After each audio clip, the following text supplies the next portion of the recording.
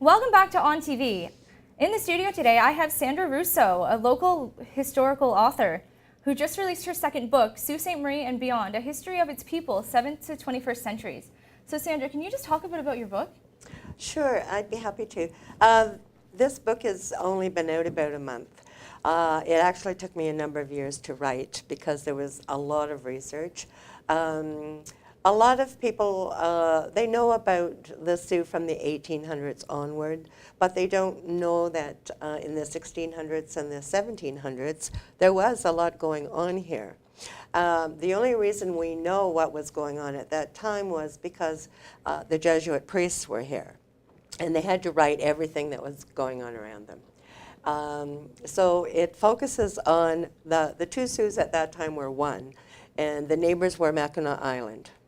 And it seems strange, but they actually were. They visited back and forth. And so, of course, the natives were here. There were Coeur de Bois, who were the French fur traders, trading furs with the natives. And the priests were here trying to convert the natives. And on it went. And the natives actually had a lot of trouble with the Iroquois, because the Iroquois wanted to have the fur trade all for themselves, so they were going to wipe out the Ojibwe. The Ojibwe and in this area, it's all one. There are various names, Anishinaabe, but it's all one culture. And so the book starts off with a lot of detail from the Jesuit priests, but then there are other sections where people wrote their history, their own history, and those sections are included as well. So it eventually focuses down just to Sault, Ontario. But, you know, before that, historically, it was a vast area. They had to be in one section for hunting, another section for trading, another section for social. For example, if they wanted their children baptized, which they did, they had to take them to Mackinac Island in the summer because that's when a priest was there. Okay. So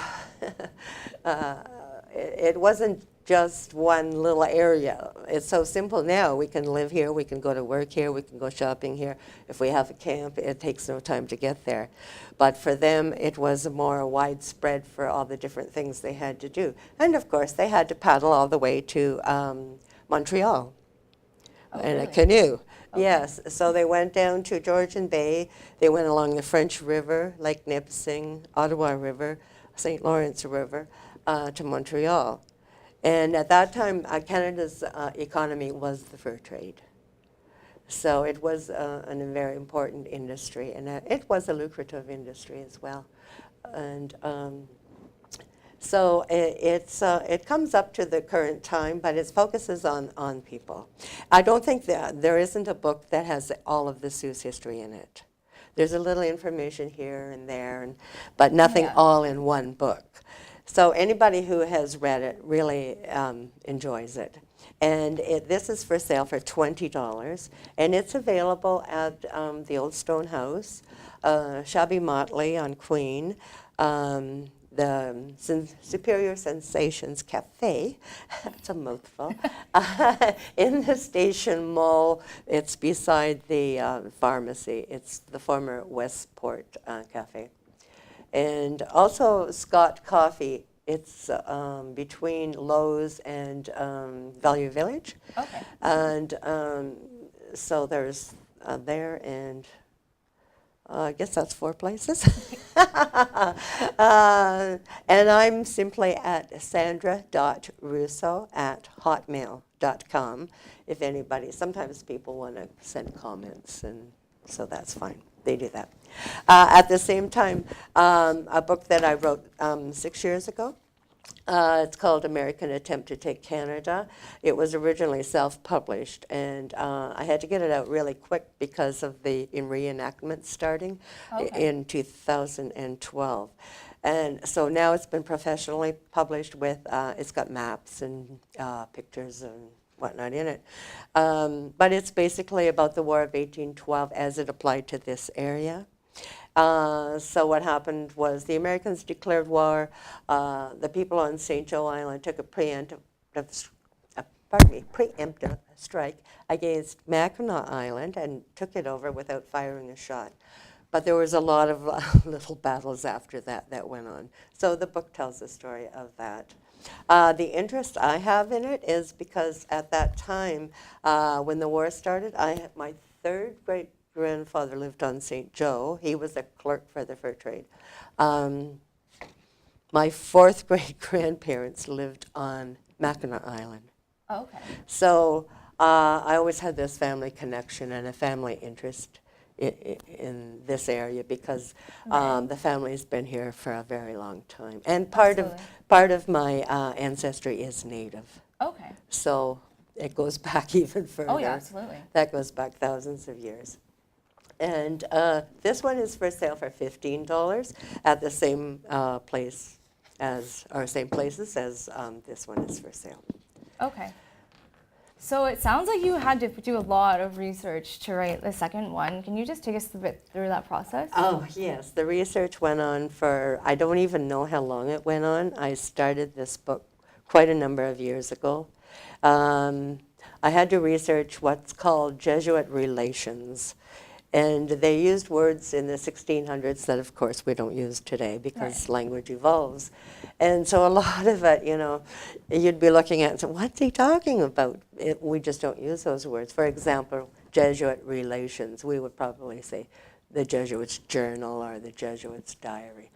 I had to go through a lot of that, many, many pages. It's not readily available. I mean, you have to really look deeply for it. So there was a huge amount of research. Everything is research. None of it is made up. I didn't presume to know anything. Well, and there were diaries people wrote as well where I got information from them for this book. The other book, about the war, it's all based on reports that the officers had to make each day. So I have it from the American side and the Canadian side. So it's not a one-sided view. That's really interesting. You can have an American report. It'll be a little bit different from the Canadian report, maybe, but when you read both reports, you sort of get the picture. Right. Yeah. I think the people, well, this one, there's a lot of Americans who really like to buy this book because they don't seem to know much about it. So they kind of find it fascinating. And so that's it's always been very popular, that book. So this one I've only had out about a month. And I think it's very easy to read. A friend of mine who's a teacher said as long as a child was in grade 6, they could probably read it fine. Okay. Because I think it's important for children to learn our history. I know that when I was at school, we really didn't. And another teacher told me that she only had a page and a half typed about the history of the Sioux. Really? Yeah, other than, whatever the school board provides for the curriculum, there isn't really a lot. Did you find it hard to research when you were looking? Well, I've always had a history of doing research, so I tend to find things and then I don't know why I found it or how I found it. I just sort of have a knack for that. And it does take a lot of time and patience, though. It is tedious. Mm-hmm. I mean, you just don't walk into the library and say, oh, well, tell me what happened in 1634 in the Sioux. It's a very long process to come up with all of the information. And I did have a lot more research that I simply didn't use because I didn't think it was terribly important, perhaps. And also, I wanted to keep a person's interest. Right. There's nothing worse than reading a book that's it's in such a high-level language that it loses you. Right. Yeah, or it's so clinical it loses you. So I tried to keep it so that it bounces along. No, absolutely. So is there another book in the works then? No, not at the moment. I'm taking a break right now. Now I have to market the book. And for me, that's the hard part because I don't really like putting myself out there. You know, I like to sit down and do the research and do the writing. And I should mention, it's published by Awaken Inc. That's INK. I think the meaning has awaken your thoughts with ink. Okay. Something like that. It's the only publisher in the Sioux, and it's owned by Corey Marks. And he's looking for new authors. If anybody has anything inspirational or educational, I would imagine any kind of book he would be interested in helping you publish. And I will probably edit a lot of the books. I'm editing right now one for a new author, and I think it's going to be a very interesting book for her when it gets out there and people buy it. I'd say hers is inspirational and educational. So I'm enjoying. I'm enjoying reading it because I am editing it, but I really enjoy the information. So. And you said your books can be purchased for $20 for the new one and $15 for the first one, right? Yes, 15 for the War book and 20 for the Sioux book. I forgot to mention one thing. I am doing sales and signings at the Mill Market on Saturdays. The Mill Market is open from 8 Saturday morning until 2 in the afternoon. But I don't tend to arrive until 9. Ask me to do something at midnight and I'll be fine. But the morning is just not for me. So I tend to get there around 9 o'clock, and I am selling the books there, and I am signing them as well. And some people have already bought them, and they've come back and told me that they have really enjoyed them and found them very informative. Awesome. Well, thank you so much for coming into the studio. It was great talking to you. Well, thank you for having me. With your book sales, you're welcome. And we will be right back with more on TV after this.